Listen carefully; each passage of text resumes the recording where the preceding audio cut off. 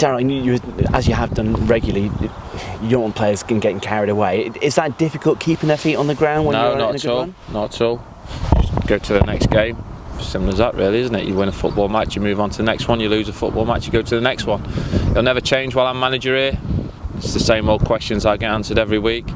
10 days ago, well, what was it, a couple of weeks ago, we were in 10th place and the old wheels had came off. So we just keep it level grounded. The players will get back in the zone Saturday at 3 o'clock, ready to go again. I know that's how you do it, but you've been a player, you know what dressing rooms are like, keeping the lean on the players. It's not always easy. Yeah, I've been in a lot of promotion teams and a lot of player teams that have gone in the playoffs, and every member of the squad never got carried away. It's just you guys, which is great. It's great for the supporters. That's what it's all about. That's why the supporters come and pay their money to watch and to get excited about it. For me, it's about being professional. For my players, it's about being professional. Enjoy the momentum we've got at the minute. Gain confidence from that, but just take each game as it comes. It's not getting carried away though. It's that buzz that you get around a successful team, isn't it? Listen, that's with winning games, but that buzz can go the other way. 2 weeks ago it went the other way, didn't it? So that's why we have to stay level-headed about it and don't get too high. That's for other people to get high and enjoy it. For us, it's about being professional, the professional footballers, and for me it's about staying that focused. There's a great team spirit, but there's been a great team spirit for the last 20 months at the football club, so we just continue to try and move the club in the right direction. The table's just shown a few signs of not quite fragmenting, but it's not quite as tight as it was maybe a couple of weeks ago.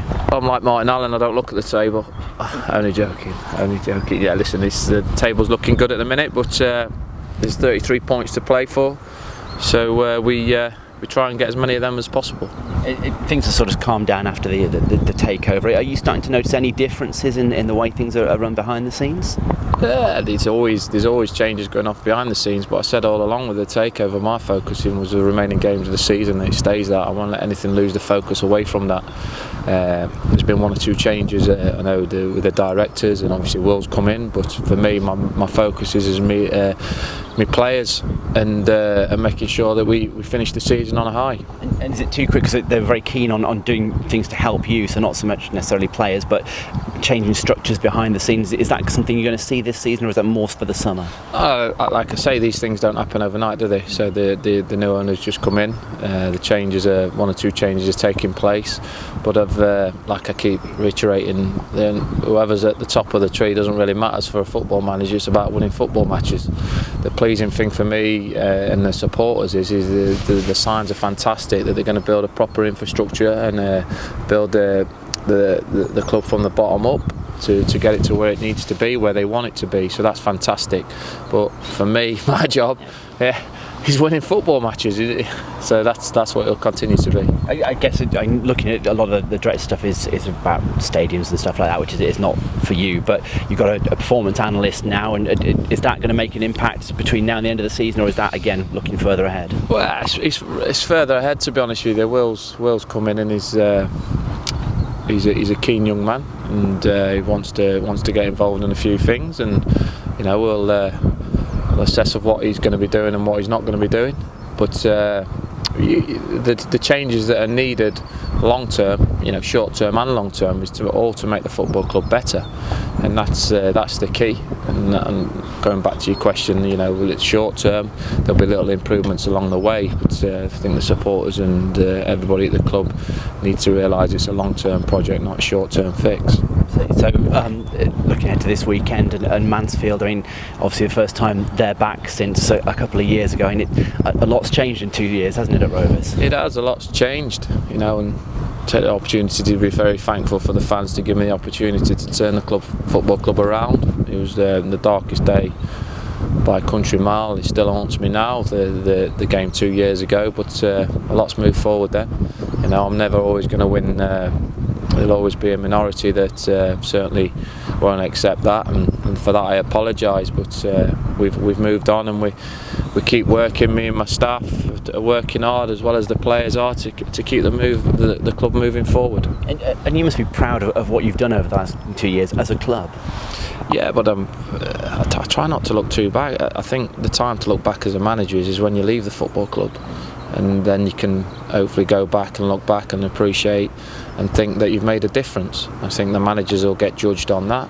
So I tend not to look back now, because I just want to look forward, really. You know, that doesn't sound boring, but I'm just so hungry to achieve more success, and that's what it's about for me. And when I eventually leave the club, that'll be people will have their own opinions of whether I was a success or a failure. Okay. As a team, Mansfield, thereabouts, certainly in still with a chance of getting into that top 7. Just another League 2 game against a difficult team. Adam Murray's done a great job there, turning them round. They picked up from last season. Their away form's pretty strong. Another team like Wimbledon coming with a strong away form, but we'll be best prepared. We've got a bit of a virus in the camp. 3-4 players picking up a virus, picking up injuries in the camp, but we'll make sure the 11 players that go out there Saturday are the ones that are fit and available. I know you don't like talking about injuries, but is the illness bad enough that you might have to be missing 1 or 2? I might have to get my boots on, it's that bad, but we'll see. Do you still get them on for the training session, or are you very much a sideline kind of now? I joined in. Well, I think I joined in the other week. Actually, I was the best player, 3 assists. So I might put myself on a non-contract. I'll put myself on a non-contract, Keith, now. So no, we'll see.